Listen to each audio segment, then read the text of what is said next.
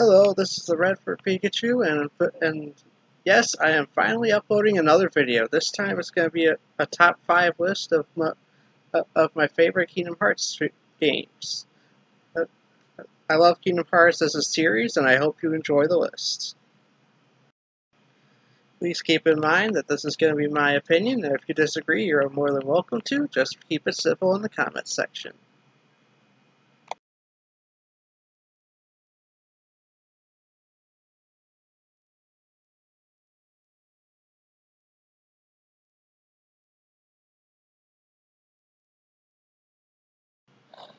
Alright, so Birth by Sleep is a good game, and now its flaws. Gameplay is still very fun Kingdom Hearts style that you've come to expect from this series. The command deck is a very fun and creative way of gaining abilities and being able to mix and match some of some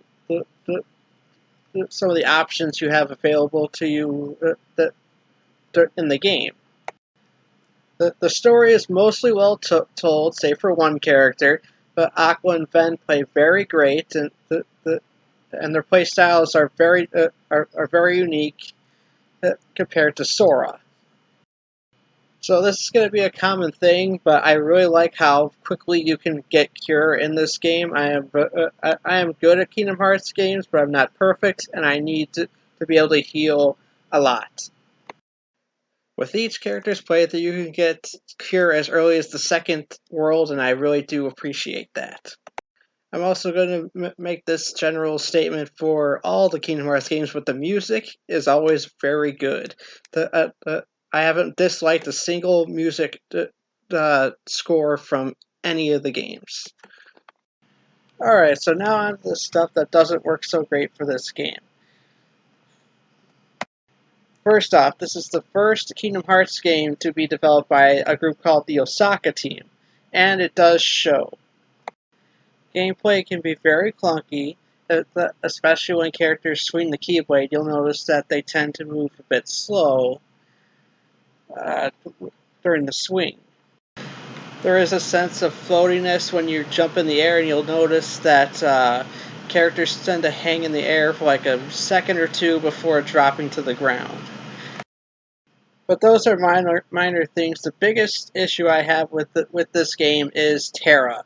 First of all, his gameplay is bad. It's like I get what they were going for with him, being a slow power character, and I do tend to like those characters. But because of the clunkiness of the game, it makes playing as him even slower than they probably intended for him to be. And it makes fighting really fast bosses like Braig or Zack really frustrating. However, the character himself doesn't do much to entice people to play as him because he is a freaking idiot. His story revolves around him trying to understand where the darkness inside him came from during the beginning of the game.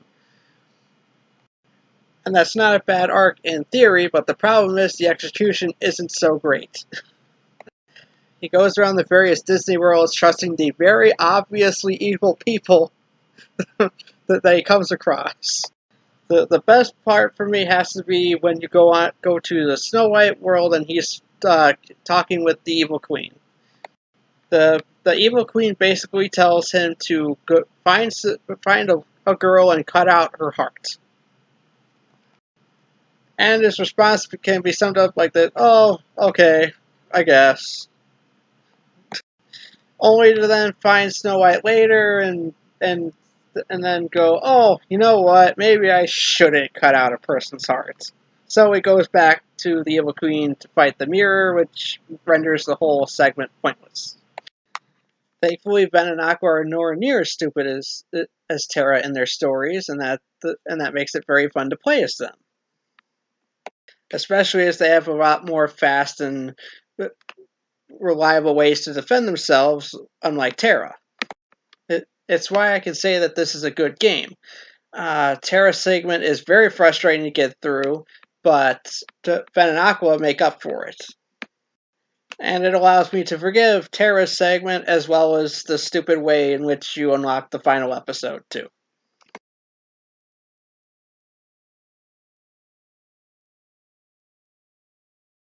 So you might be wondering why the original Kingdom Hearts is coming in at number 4. And look, I really love this game. It is the game that got me introduced to the Final Fantasy series, and it still amazes me that this concept is even still a thing. The gameplay is very fun and engaging. I never had any issue with my partners. Donald would always heal me whenever I seemed to need it. The story premise is very simple, but it allows the game to keep the focus on where it should be, that being the characters. The issues of the game are minor, but they mostly stem from the fact that this was Square's first attempt at a game like this. Such as the combat, while very fun, is also does have a bit of that clunkiness to it. This is mostly noticeable in fights where you really need to have great timing, such as in the Riku Anthem fight. Because of the controls being a bit slow, sometimes you will miss a Keyblade swing when you really can't afford to miss. And it'll also be a case of you being just like mere inches away from the boss. The platforming is also not great. Sora has a very awkward jumping animation, and it'll cause him to miss platforms that he really should have no trouble landing on. Thankfully, this issue is fixed a bit once you get high jump and then eventually glide, allowing you to skip over a lot of those segments. So overall, it is a very fun and enjoyable game to play. It's just that it needed a bit more tweaking in the technicals there.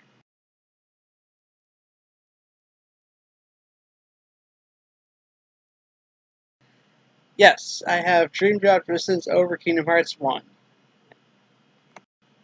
Dream Drop Distance is the second game to be developed by the Osaka team, and you can already start to see them improving from Birth by Sleep.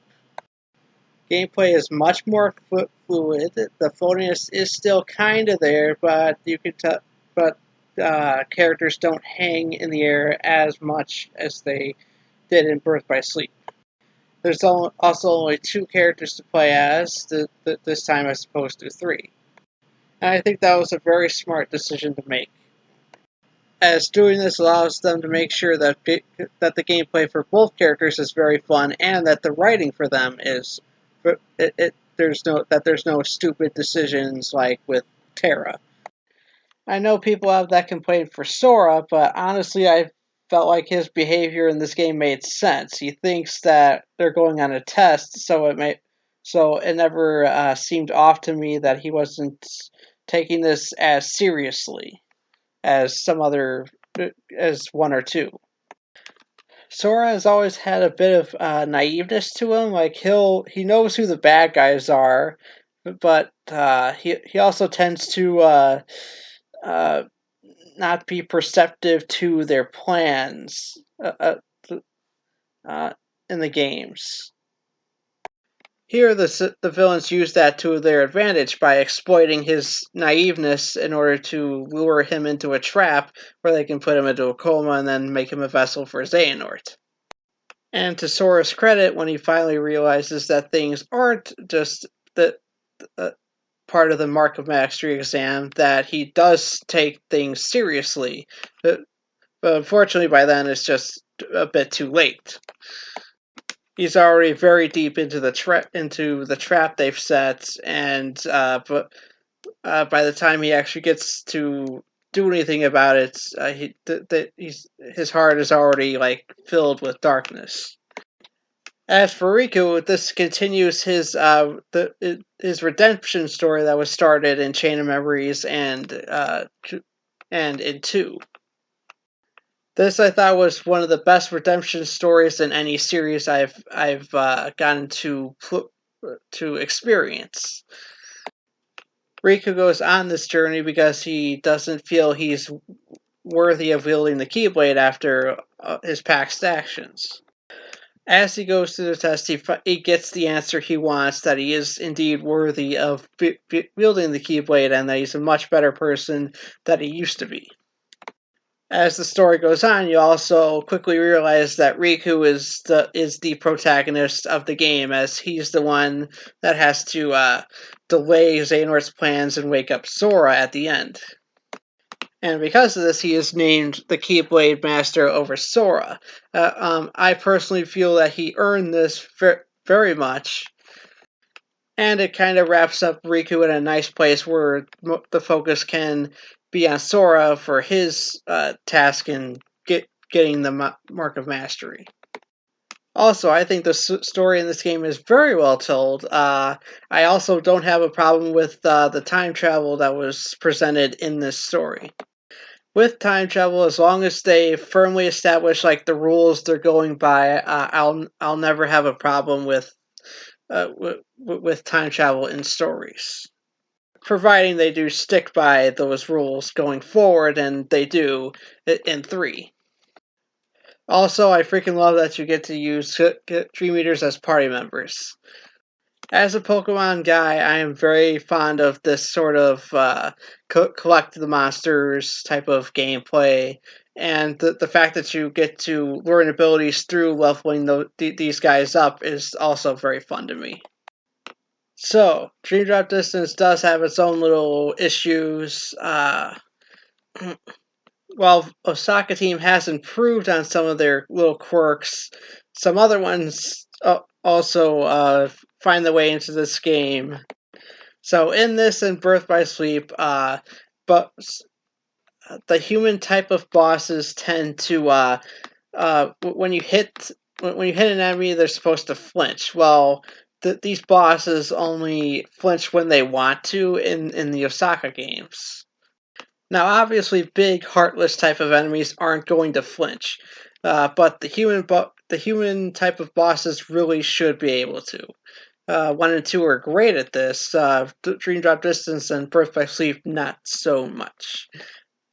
This is bad in Dream Drop Distance, as there are 3 bosses that are just super cheap to fight against. All of these take place in the end game, and you never know which attack they're going to throw out. And again, they only flinch when they feel like it. So you'll be trying to land a combo on them, and then they'll suddenly launch a big attack that'll mess you up. Luckily, the actual final boss of the game isn't cheap and is quite fair to fight against, and it's also an enjoyable fight, especially if you're a fan of Birth by Sleep, as you're fighting against a corrupted, evil version of Ben. So yeah, Dream Drop Distance shows some very good improvements from the Osaka team, and is why I put it higher than Birth by Sleep or even the first Kingdom Hearts game. Also, as a side thing, I really freaking love slow motion. I think it's a very fun way to get around the arenas of the worlds.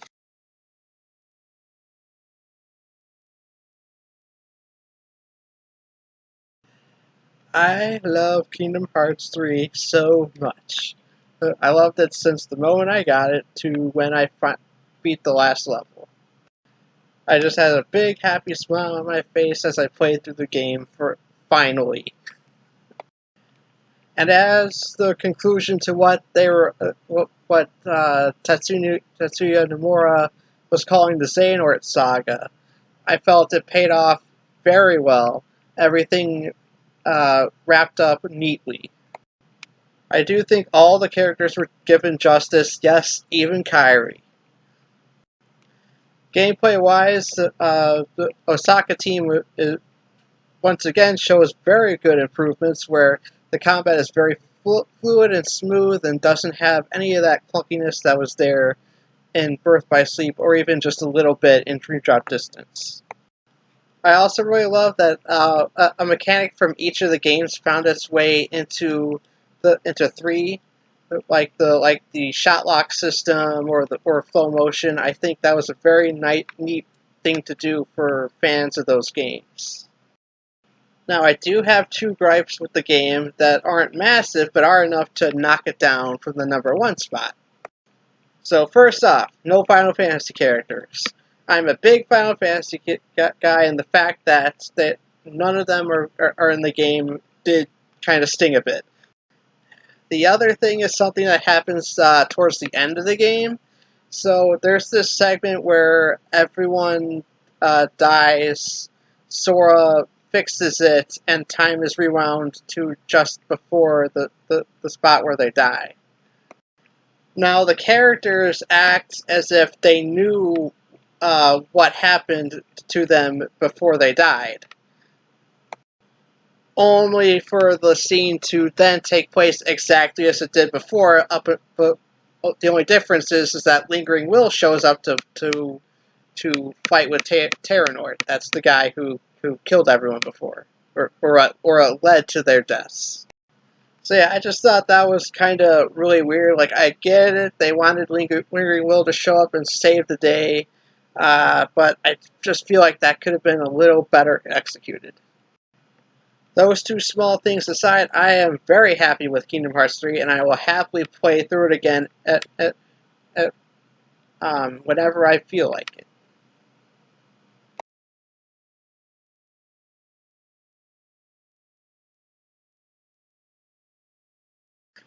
So yep, Kingdom Hearts 2 is #1, and obviously that's because the Final Fantasy characters are in it this time.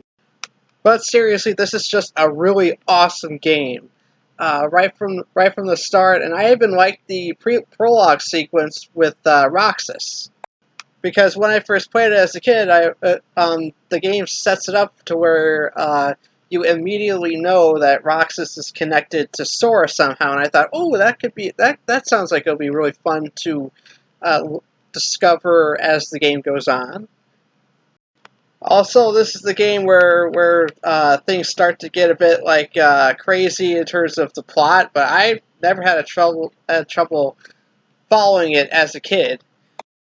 And I think that's because the games do a great job of keeping the explanation simple, so that way a young person is able to understand it.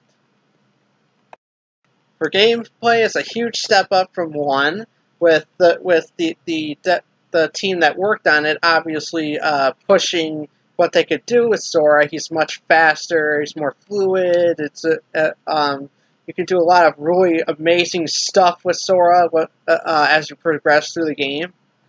And once again, I had no trouble with my partners for the game, even as a kid. Donald would always heal me, no matter even if he was low on MP or I.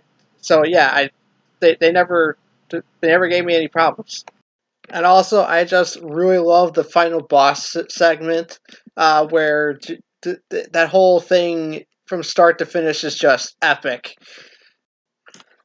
3 is definitely a very good game and worthy of the Kingdom Hearts title, but 2 remains the king for now. And with that, my next statement should be obvious. 4 better not take as long to come out as 3 did, Nomura.